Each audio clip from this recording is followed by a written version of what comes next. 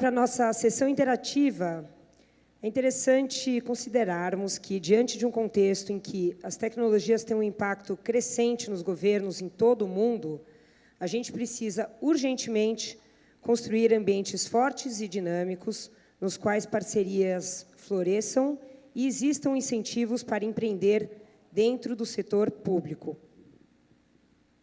Convido novamente ao palco Dan Balter, de Israel, Sahil Kini, da Índia, e para moderar esse painel, chamamos o presidente do Centro de Liderança Pública e membro dos conselhos do Itaú Unibanco, da GovTech Investimentos, da Endeavor, da BrazilLAB e da UN Foundation, Fábio Barbosa.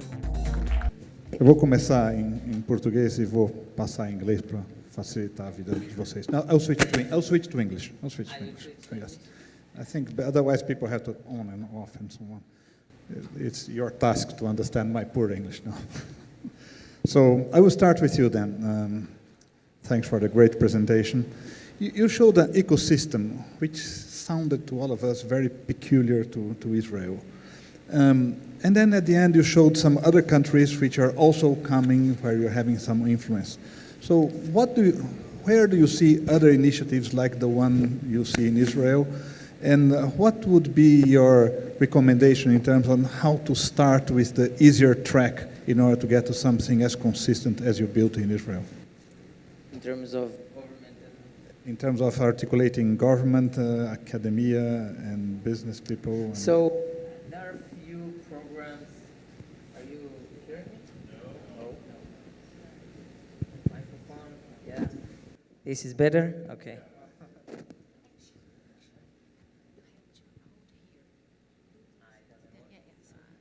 I'm not a singer, experienced singer. Okay, so actually in Latin America there are a few very experienced startup ecosystem. Chile is one of the advanced. We see in Mexico also a very good job of the government assisting to the entrepreneurial world. But again, we are seeing the old model, like funding, giving funding and enabling with regulations. This is what Chile does, what Mexico does, what all the countries around the globe are doing, but not all of them, but a lot. And the thing is, you have to take it one step further. One thing that I saw, that I heard, and I saw when I spoke with people here in Brazil, is that there is a cultural thing of not accepting as much as it need to be accepted, the failure. And this is a crucial thing. Now, I can't come and change the culture, and now it's not, okay, accept failure. Great, now you're accepting failure. But when you build the processes, you have to take in consideration this cultural thing and not to flow with it, though try to deal with it by the process. For example, if you get a grant as a startup and you fail and you can't get any grant again because you failed once, so that's not trying to make it better. That there would be no culture of innovation if you do not accept failure. That we have to change that as well. So let me go to Sahil. You showed us something very impressive, especially given the numbers. We have been discussing about what is the political will behind mobilizing that, because I can imagine that there were people, maybe the poor people, the old people, which were hesitant about doing that. And how did it get done given all the multiple ethnics and so on that you have in India and the whole problem there? So, firstly, India is a country of large numbers. So you put anything out there from India, it will seem large. But what was interesting here was, see, Aadhaar followed a slightly non-linear path in the sense that, and this is again something that I feel developing countries will empathize with more than developed countries, where it wasn't like there was a plan, then they built a law, and then they started rolling it out in a very organized kind of fashion. It was an idea that kind of caught on with a particular government. It was back in 2010, it was the UPA government, it was the Congress government, which kind of instituted this authority. And when we started building and rolling out Aadhaar, there was no law. The law on Aadhaar came in 2015, a good 6 years after we'd already hit 1 billion people. So the idea was, once the authority was established, the idea was to move as quickly as we could.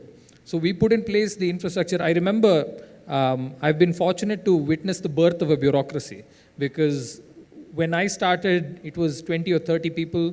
More than half of them were from the private sector. So I was on deputation from McKinsey. There were a few other people from other places, entrepreneurs who wanted to kind of give back. And there were only about 10 civil servants. And we had carte blanche, do what you need to do to get this done. So we started rolling out, and then in 2014, when the government changed, there was a period of uncertainty. The question was, is it going to continue or not? And the second government had to come in and be convinced that this is something that is valuable. And in the first 5 years, there were also battles between Aadhaar and the Home Ministry, which wanted to create its own national population register. So I think one of the big things that made the difference was the stature of the person leading the project. Nandan Nilekani is someone who's universally respected in the country as someone who built a great company and raised the profile of India across the world. So, and he's also a gifted consensus builder.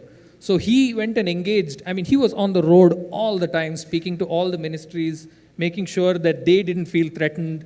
So it is, I mean, I'd like to give you a simple answer, but it's a combination of multiple things: the person who led it and his capabilities, the ability to kind of bring people on board once in a while, and then at the time of ambiguity, when the government changed, to be able to kind of get that validation again, after which the law came and all these things, the India stack started taking off, because we saw that a stable government with a majority had supported it, and then it kind of took off.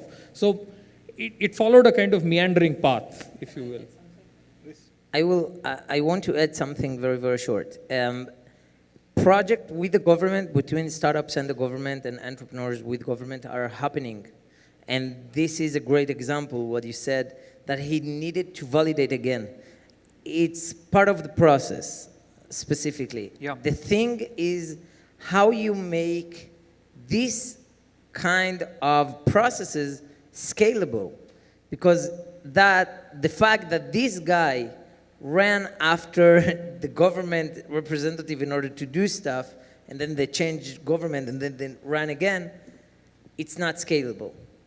It has one decision maker that liked it and wanted to push it forward. It's not scalable. It is one in a few.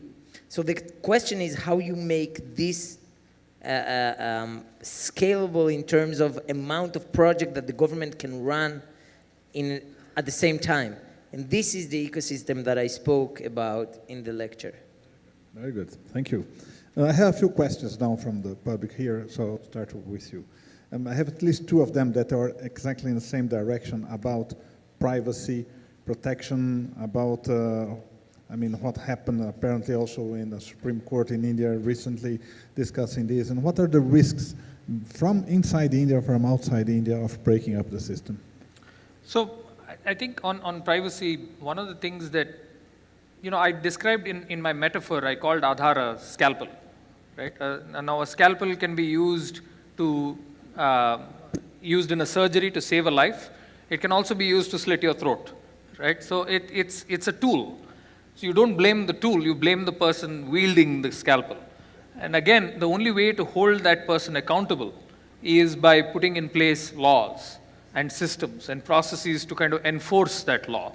So, of course, when you're collecting data in any context, be it public, be it private, privacy becomes a big question that needs to be addressed. And it's a nuanced question because there are different grades of data. I mean, your biometric data, your financial data, your education data, your biometric and financial data might be much more sensitive than, let's say, where you went to college or some other information about you, right? So being able to put regulations, enforceable regulations, on entities, either public or private, who are collecting your data, on what they can collect in what context, with expressed informed consent of the individual. If you're able to put that system in place, then you have a sustainable future where you can monetize or you can leverage data for the good of the citizen. But what those systems are, how they will take shape, I don't think any nation has the answer to those questions down pat just yet. Yes, that's right. And by the way, new technologies are coming all the way from both sides, trying to protect and trying to attack. I have a question here from Juliana. I'll try to put it simple. She says basically that Brazil is, or São Paulo in particular, is drawing the majority of the record-breaking $1 billion in financing. That is ahead of Tel Aviv, she tells me here. But the question is that it's very concentrated in São Paulo. And her question is how to foster it to go to other regions. To which I will add something. Fundação BRAVA had a concept not long ago of helping municipalities that were demanding your help, like Jerusalem did. When they come to you, instead of you going there and pushing, it's more of being pulled into it. Could you comment on how did you see it going to other regions within Israel and other countries as well? So first, you need to understand that any municipality has its own needs and challenges.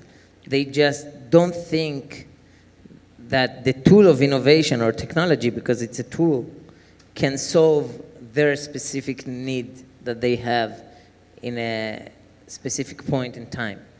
And what I think can be a step to the next step is speaking with governmental departments like municipalities and telling them that there are solutions.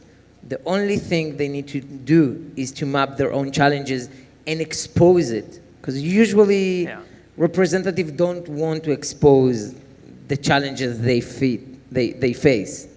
They think it will transmit something about them as representatives and not about life.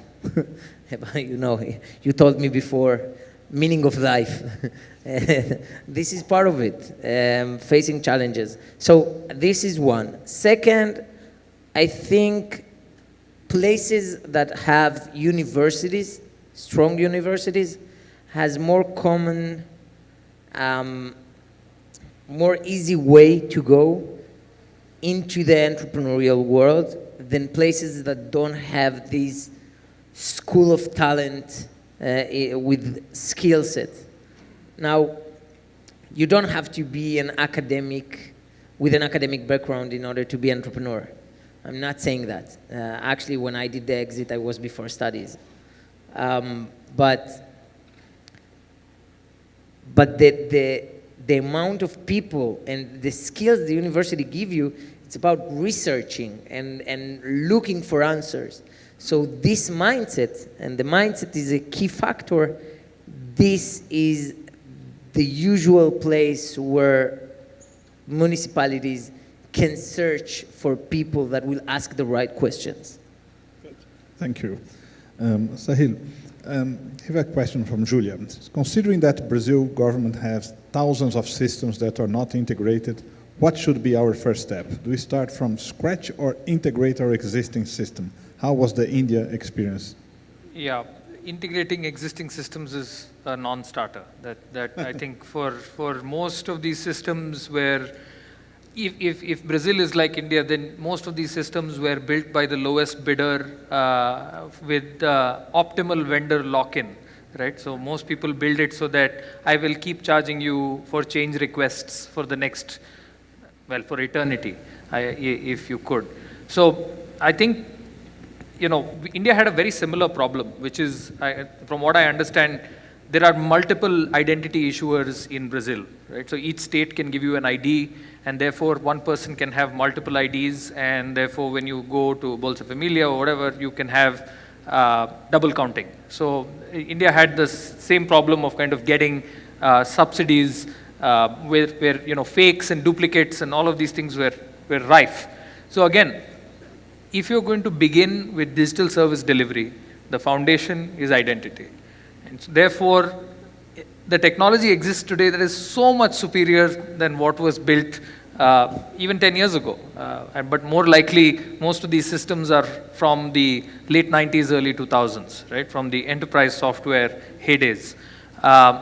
None of them are built to have APIs, which means that you can't expose these systems to other external or private or public parties to connect and build on top of. So layering becomes very hard because they're what we refer to as monolithic systems. So you have to start, I would say, from scratch and enroll everybody. And if we could enroll 1.2 billion people, I think 200 million people, doable. Yeah, by the way, we speak the same language, so it's even easier that in your case, there's so many languages. Yes, that's another challenge that actually India has had, which is still in the process of addressing. So India has 786 languages. 29 of them are spoken by at least 1 million people. And we have 86 different scripts. So being able to kind of standardize across these things is a challenge that India is still grappling with. And so if a country that is as diverse and as large as India can go and build this digital infrastructure, I'm very optimistic for the future of Brazil. Good. When you made your presentation here, you just touched the subject of the meaning that comes with the new generation and how important it is for them, what they are doing, what impact they are causing. So how to motivate these people, how to bring them closer, and how optimistic are you about the future given this new mentality of looking for meaning? So first, leadership has a lot to do with it. Now we live in a global life. Everyone is exposed to everything, anytime, at any time. And it's all about the experience. It's going into experience, how they experience the life in the city, how they experience services from public sector, how they experience everything they do. So the Y generation, from the customer point of view, need a good experience, need to have everything quick, need to get things done very, very fast. And in that term, the government has to bring this experience to the citizens. In the second point of view, that this generation is the employees of the government, these employees want to be heard, want to the manager listen to them. They have an opinion, they want to impact, they want to be seen by the executives, and they don't want to be like a part of a huge thing that they are in charge just of this. They want to have the opportunity to assist and impact a wider range of things. So what I think is, and what we've seen in our project with governments and big organizations, is that the unexpected employee from the peripheral store of I don't know, a bank, the place of the bank, is the one who brought the greatest idea for a new service and run with it and brought the decision makers to give him support and to make that happen. And even in one case study, I can give an example. One of the projects that a peripheral Y generation employee did, in 1/4 of a year, he raised with 14% the amount of customers of this bank. 14%. So they really know, and they really have the passion. You just need to be the platform. Excellent. And I see that more and more here as well. People looking for adding value and having this impact that they cause as an important return for the time they devote to anything. So that's very, very good. It has to do also, of course, with social networks like Facebook, that they want to be part of a huge thing. Yes, belonging. That's good. One final question, then one question for both of you at the same time. You showed here that this platform has a fantastic potential, and you touched at the end, and I would like you to explore a little bit more about the implications it can have for medical assistance, for education, for other things. How far are we from that? Because maybe other apps will come and so on, but how far are we from that? Yeah, see, when you build these platforms, the first sector that is typically impacted is the financial sector. So you start, financial inclusion is a big requirement in India. Most people didn't have bank accounts, and therefore providing both a secure store of value in terms of a bank account, a simple payment method. So you're talking about the hierarchy of financial needs.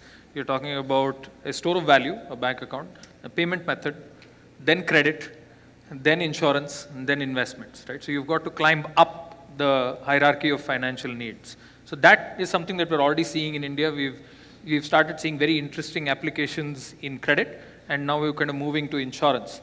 And now insurance, again, is one of those areas that sits at the intersection of healthcare and so it sits at the intersection of healthcare and financial services. And this is one of those problems that, India has a big problem of underinsurance. So only 3% of our GDP is premium collected when the world average, I think, is closer to 10%. As a result, most people end up taking loans later in life to pay for their medical bills, which leads to a debt cycle, which makes them more indebted and so on. So providing insurance also means that you're going to have access to medical data. And that medical data or your electronic health record needs to be linked again uniquely to that same identifier. So the next layer is immediately that you'll see is healthcare. And that's what I kind of touched upon. I think we're about a year and a half from having this kind of electronic health record system transmit itself across the 500 million people that will be covered in India. And this kind of, we will start seeing it invade more and more spheres of life to the point where it finally becomes what Mr. Lemos talked about earlier in the day, which is governments and platforms aren't separate things. Government itself will be the platform. And that requires you to think along these technological lines. And then it'll invade everything. Fantastic. Government is the platform. That's good. Just one question for both of you. I'll start with Dan. In the last 2 minutes, we have 1 minute for each one of you. What message would you leave for Brazil? You have been here for a few days. You don't have much. But given what you see in the world and what you see in your experience in Israel and other countries, what would you say to this public here?